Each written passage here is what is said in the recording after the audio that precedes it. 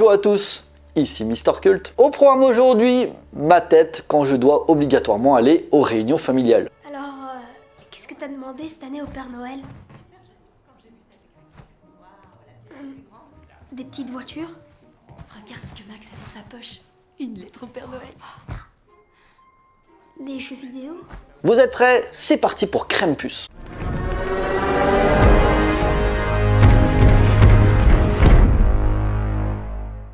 Alors, Crème Puce est une comédie horrifique américaine sortie en 2015 et réalisée par Michael Dougherty. Né en 1974 à Columbus, dans l'Ohio, d'un père irlandais et d'une mère vietnamienne, Michael Patrick Dougherty s'inscrit durant sa jeunesse à la prestigieuse Fish School of Art à l'université de New York pour ses études de cinéma. De cette formation lui permettra de réaliser son premier court-métrage en animation, Season Greeting, qui sera précurseur pour son premier long-métrage, on va y venir. Et vraiment, je vous encourage à regarder ce qu'il faisait à ce moment-là, c'était assez dingue techniquement.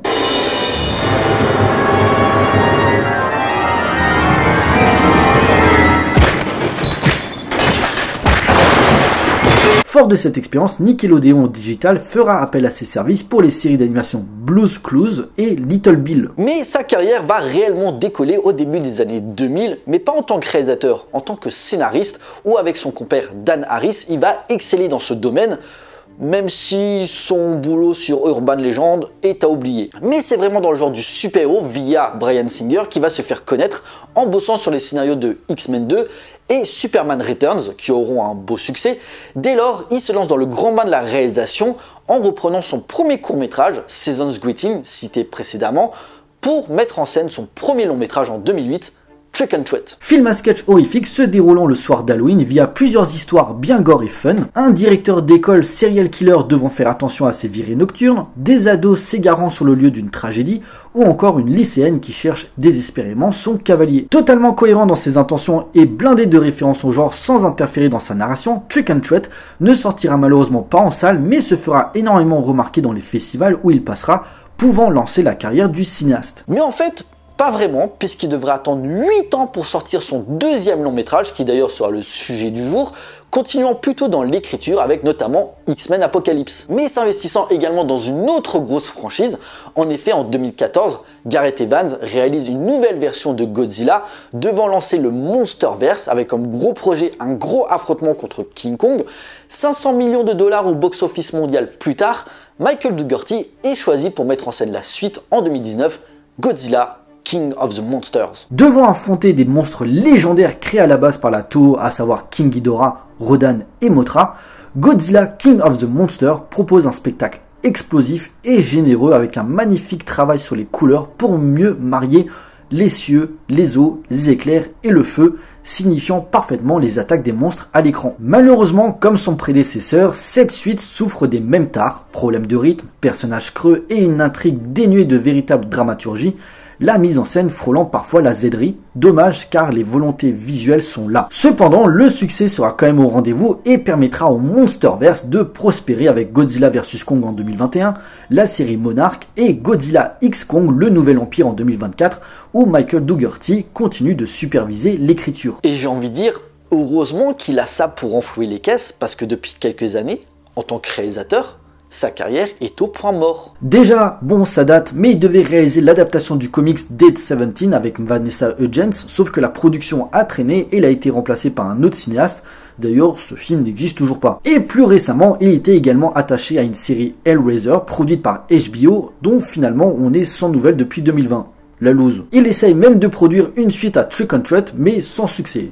Double lose. Et pourtant, c'est dommage parce que ce mec est vraiment pétri de talent. Il a plusieurs atouts à disposition pour être ultra créatif. Et franchement, on va pas se le cacher, c'est ce qui manque à Hollywood en ce moment. Les exerçant dans divers domaines, que ce soit dans l'animation, la réalisation, dans l'écriture, voire même en tant que dessinateur. Et oui, il a bossé sur plusieurs comics dont certaines sont liées à ses films. Personnellement, je le verrais bien retourner dans l'animation à l'avenir. Il a un univers vraiment fascinant à développer, en espérant qu'il retrouve la confiance des studios pour ne pas être un simple indicateur sur les grosses licences et pourquoi pas revenir à des propositions horrifiques comme le film qui va nous intéresser. En effet, après Trick or Treat, Michael Dougherty a comme projet de faire un film se passant à Noël. Mais l'idée commence vraiment à émerger vers 2011 lorsque des amis lui envoient une carte électronique représentant Krampus. Alors, qui est Krampus?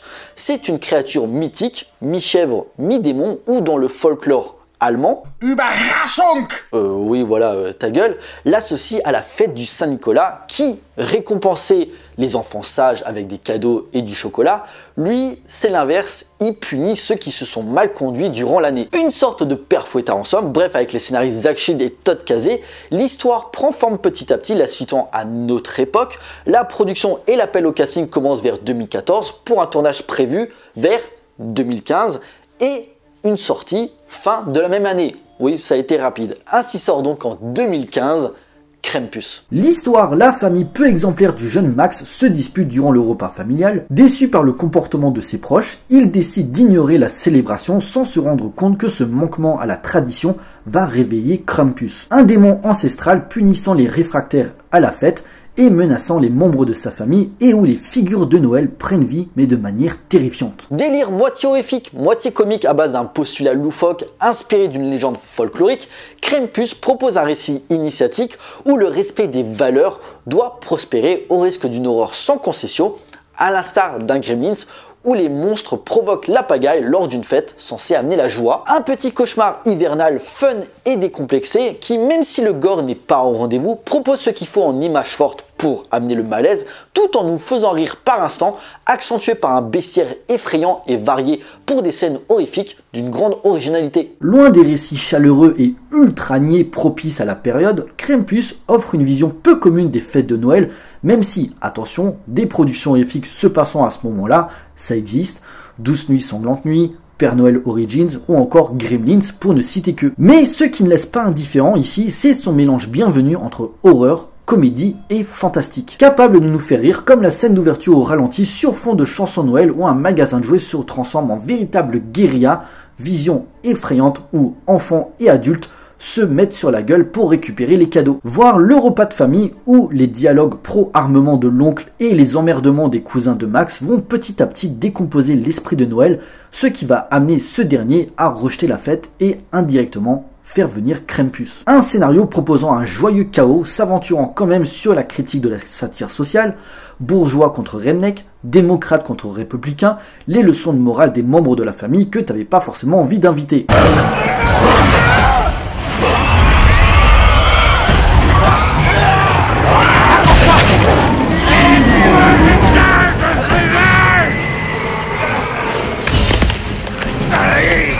L'objectif est simple, détruire la bien-pensance avec un humour qui tape là où ça fait mal pour ne s'encombrer d'aucune moralité quand nos héros vont commencer à se faire décimer un par un. Parce que oui, ici, que tu sois un enfant ou pas, tout le monde en prend pour son grade. Et malgré ton âge, si tu dois crever, tu crèves. Un récit cyniquement morbide et sans concession, ce qui peut détonner par son casting.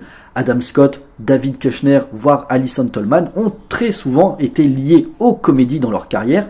Seule la toujours excellente Toni Collette a beaucoup plus vacillé entre cinéma populaire et cinéma indépendant. Des acteurs plus ou moins connus, mais dont la sympathie permet d'assurer le divertissement. Oncle Howard?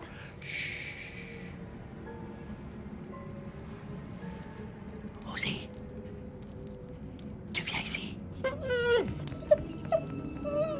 Mais il sert à rien, cette conne.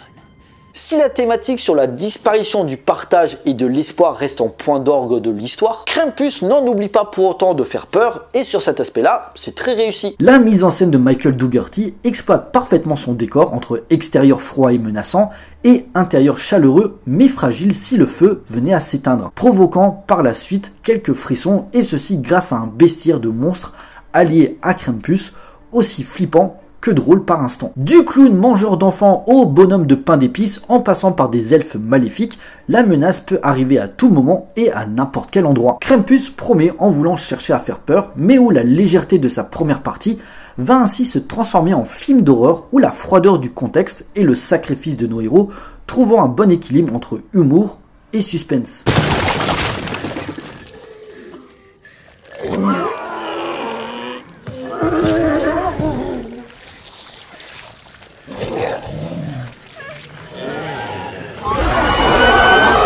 Alors Alors certes, on peut reprocher à Krampus de ne pas la jouer à 100%, pas assez violent pour les amateurs du genre, peut-être un peu trop pour les plus aisés. Après, je rappelle, c'est un film d'horreur, c'est pas pour tous les publics. Cependant, la peur est quand même au rendez-vous. Dans le même esprit, Gremlins, qui est un chef-d'œuvre, si j'ai un gosse et qu'il a moins de 10 ans, pas sûr que je lui montrerai le film. En effet, t'as quand même des moments bien sales et dégueux comme la scène de la cuisine ou celle du bar. Il y a des trucs un petit peu amoureux, pas sûr qu'à son jeune âge, il puisse comprendre. Dans Krampus, Michael Dougherty joue davantage sur le hors-champ pour les mises à mort. Ce n'est pas pour autant qu'il n'en devient pas moins effrayant. Allant même à trouver le ton juste dans l'émotion lorsque le cinéaste revient à ses débuts lors d'une magnifique scène en animation où la grand-mère raconte les origines de Krampus et sa rencontre durant sa jeunesse avec le monstre.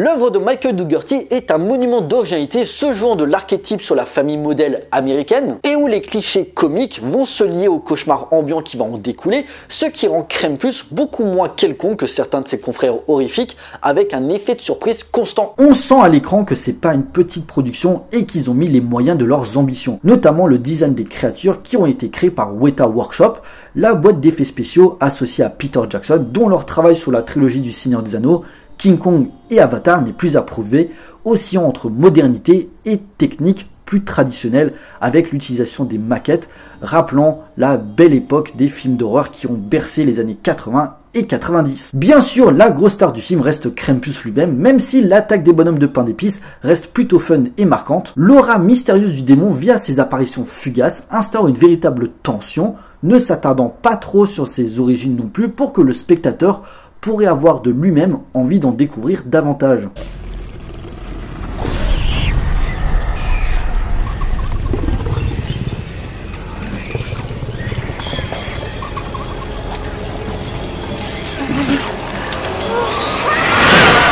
L'exploration du fantastique en devient que plus fascinante car comme dit précédemment, les clichés du genre sont présents certes, mais détournés. Conflits familiaux, présence surnaturelle pour accentuer la tension, sans oublier le sens du sacrifice pour sauver sa famille, Krampus a suffisamment de créativité pour nous amuser sur ces aspects-là. Sans oublier la musique composée par Douglas Pipes, proposant des thèmes assurant à créer le malaise et des sonorités brouillant les pistes entre la joie des fêtes et un monde caché beaucoup plus inquiétant. Comme cette note finale descendant de la 4e dimension dans l'esprit et ouvrant la voie vers une potentielle suite dont Michael Dougherty tente de développer depuis plus de 10 ans maintenant. Il m'a laissé là comme témoin de ce qui arrive quand tout espoir a disparu, quand les croyances sont oubliées et que l'esprit de Noël meurt. Messieurs, dames, il est l'heure de conclure. Grâce à son ambiance soignée, des idées visuelles amusantes et une parfaite utilisation du folklore, Krampus est une rafraîchissante proposition horrifico-comique, fun et décomplexée. À la hauteur de ses ambitions, Michael Dougherty réalise une réjouissante série B bien troussée et réservant de bonnes surprises, notamment pour un public déconnecté au genre horrifique, pouvant justement ici y trouver son compte. Voulant amuser et effrayer, le cinéaste expose sa maîtrise du genre entre l'atmosphère bon enfant et le terriblement vicieux. Une œuvre originale et inventive, pouvant presque, à part les plus jeunes, s'adresser à un large public cherchant à explorer un Noël un peu plus sombre. Krampus est un film culte à découvrir d'urgence.